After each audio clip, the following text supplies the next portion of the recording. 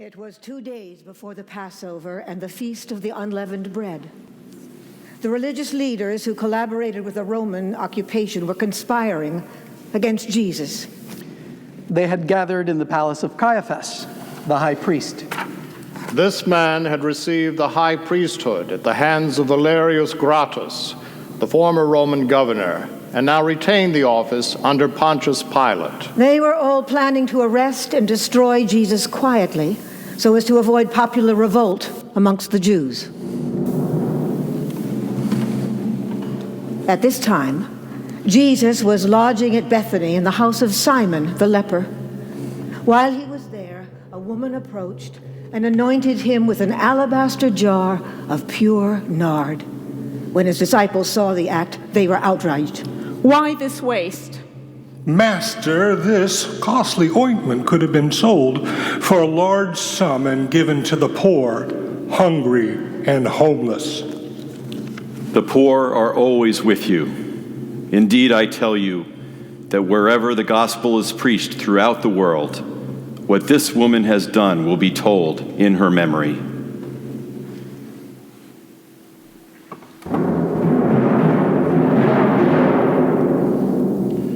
Then one of the 12, named Judas, son of Simon the Iscariot, went to the priests and asked, You are afraid of the crowds, aren't you? What if I could deliver Jesus to you at night? When they heard the offer, they were glad and promised Judas 30 pieces of silver.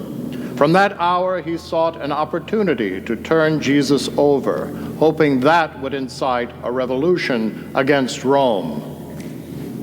At the beginning of the feast, when the Passover lamb was sacrificed, the disciples of Jesus approached him and asked, Where do you wish us to prepare the Paschal meal? Go into the city, and you will see there a man carrying a water jar. He will show you a suitable place. The two did as Jesus commanded. They entered the city, where they found the man with the water jar, who brought them to a large upper room.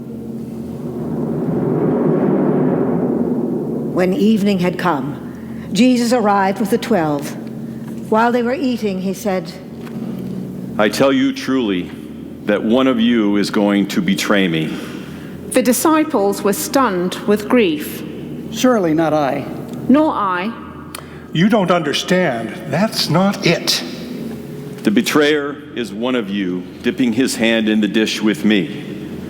The Son of Man is fulfilling Scripture, but woe to the one through whom the Son of Man is betrayed. Then Judas slipped out into the night to put his plot into motion. As they were eating, Jesus took bread. After reciting the blessing, he broke it and gave it to his disciples. Take, eat. This is my body. Then taking the cup with the traditional blessing, he gave it to his disciples. This is my blood of the covenant, which is shed for many. I tell you in truth that I shall not drink again from the fruit of the vine until that day when I drink it fresh from the kingdom of God. Then, having sung a hymn, they left the city for the Mount of Olives. As they walked, Jesus said to his disciples, You will desert me this very night. So it is written in the prophet Zechariah, Strike the shepherd, and the sheep will be scattered. Though all desert, I will remain by you. I tell you truly that this very night, before the cock crows twice, you shall deny me 3 times. Even though I must die with you, I will never deny you.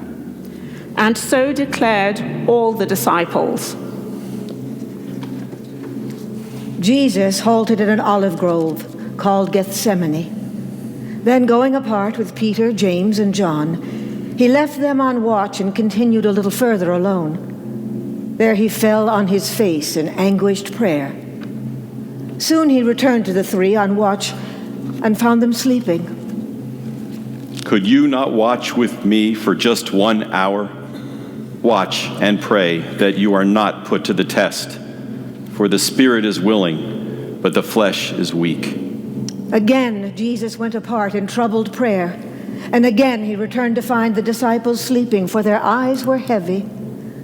A third time Jesus withdrew to pray, and a third time he found the disciples sleeping. Sleep on and finish your rest. Now is the time for the Son of Man to be delivered into the hands of sinners. Here comes my betrayer. Jesus had not finished speaking before Judas arrived with a group of Roman soldiers and other armed men from the temple.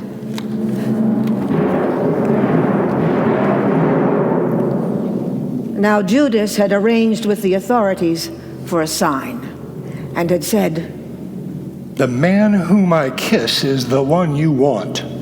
In accord with this arrangement, Judas went directly to Jesus. "Greetings, Master." Then he gave him a kiss. Judas, would you betray the Son of Man with a kiss? "I am not here to betray you, but to help you." Immediately the soldiers laid hands on Jesus and held him fast. Then one of the disciples with Jesus drew a sword and cut off an ear from the slave of the high priest. Sheathe your sword. All who take up the sword will perish by the sword.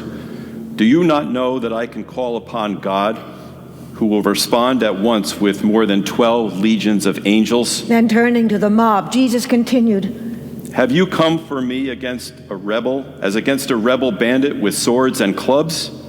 Why did you not seize me in the temple, where I sat teaching by day?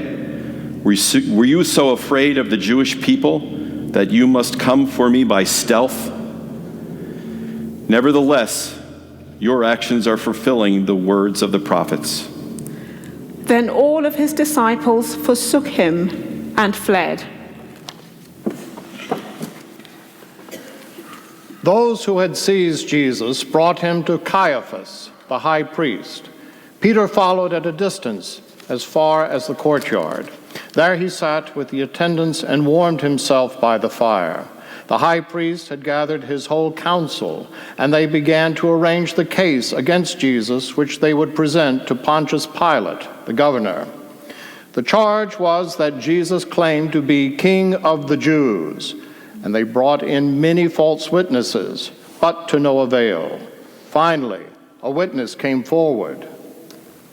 We heard this man say, I will tear down this temple with my hands, and within 3 days build another not made with hands. The testimony was evidence that Jesus claimed an authority over temple affairs, which traditionally belonged only to the rulers of Israel, and in those days Israel was ruled by Rome. Yet even these witnesses were unable to agree on their testimony. Finally, Caiaphas stood up and examined Jesus directly. Have you no answer to these charges? Jesus remained silent, answered nothing. Then the high priest put the question of kingship in terms of the royal titles, anointed and Son of God. Are you the Anointed One, the Son of the Blessed? I am. And you shall see the Son of Man seated on the right hand of power, coming in the clouds of heaven. What need have we of witnesses? He has condemned himself. They all concurred that Jesus was indeed worthy of death. Then those holding Jesus began to spit on him. They covered his face and they were striking him as they taunted him. O Anointed One, prophesy who it is who is striking you. Now Peter was warming himself in the courtyard when a small slave girl entered. She confronted Peter and said, You also were with this Jesus, the Nazarene. I do not know what you are talking about. Peter went outside into the gateway. Meanwhile, the cock crowed. The slave girl followed him out and said to the bystanders, This man is one of them. Again, Peter denied knowing Jesus. After a little while, the bystanders said directly to Peter, Surely you are one of them, for you speak with a Galilean accent. Then Peter began to swear with an oath. I do not know this person of whom you are speaking. But the cock interrupted him as it crowed for the second time. Immediately, Peter remembered how Jesus had said to him, Before the cock crows twice, you will deny me 3 times. Peter, went out and wept bitterly. When morning arrived, all of the chief priests, along with the other Roman collaborators, bound Jesus and delivered him over to Pontius Pilate. Jesus stood before the Roman governor as the accusers made their charge. We found this man perverting our nation. He was forbidding us to pay taxes to the emperor and proclaiming himself as anointed king. Are you the king of the Jews? You say so. The priests were accusing him of many things. Have you no answer to give? Look at how many accusations they are making. Jesus astonished Pilate by remaining silent. At that festival, the governor used to release a prisoner, and some were urging Pilate to do so at this time. Now there was a notable rebel in the prison with those who had committed murder during the insurrection. His name was Jesus Barabbas. Therefore the priests arranged a demonstration to demand Barabbas. Whom do you want me to release for you? Jesus Barabbas or Jesus the Anointed One? What shall I do then with Jesus the Anointed One? Are you certain of his guilt? The crowd took up the chant.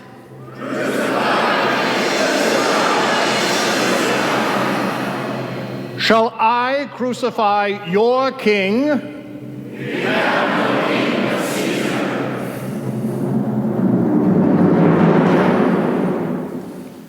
Then Pilate agreed to release Jesus Barabbas, but Jesus, the anointed king, he handed over to his soldiers for scourging and crucifixion. When Judas saw that Jesus had refused to help himself, that the people had deserted him, Judas realized his own sin of pride and repented his betrayal. He went to the priests. I have sinned in betraying God's anointed one. What is that to us? That is your affair. Judas threw down the 30 pieces of silver in the temple and fled. His anger and shame blinded him to the purpose of God in the crisis, and he hanged himself. Picking up the silver pieces, the priest said, It is unlawful to put this silver into the treasury, for it is blood money. Whereupon they used the money to buy the potter's field for the burial of strangers. Therefore that field is known to this day as the field of blood. The soldiers led Jesus away within the governor's palace. There they assembled a whole battalion. They clothed Jesus in royal purple. They set a crown of thorns upon his head and shoved a reed between his fingers for a scepter. They began to mock him by kneeling before him. They also spat upon him and smote him on the head with a stick. Then, after mocking him, they took away the purple, returned his own clothes, and brought him out to crucify him. On the road, they met an African of Cyrene named Simon, coming in from the countryside. Him they compelled to carry the cross. They brought Jesus to a place called Golgotha, which means skull.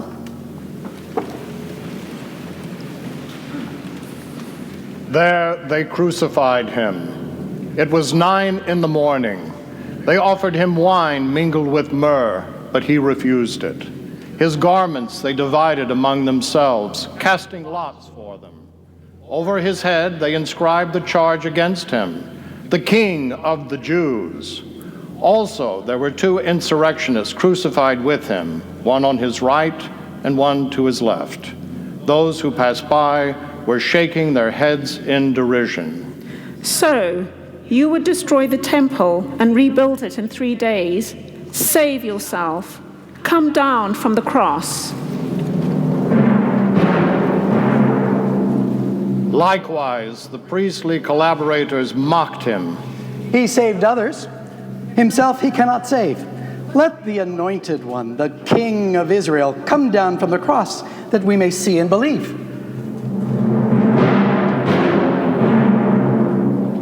Even the two crucified with him reviled him.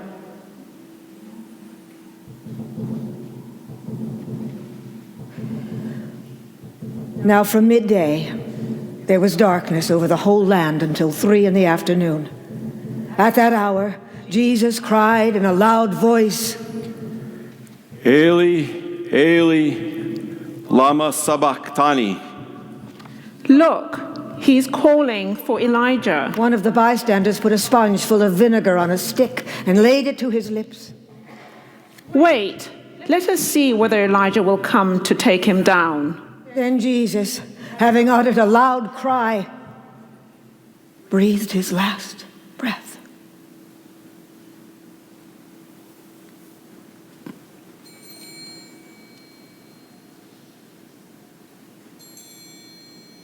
Suddenly, the curtain of the temple was torn in two from top to bottom. The earth shook and the rocks were split. Even the tombs of the dead were opened. Now when the centurion on watch and the others who were with him saw all that was taking place, they were filled with awe. Truly, this man was God's royal son.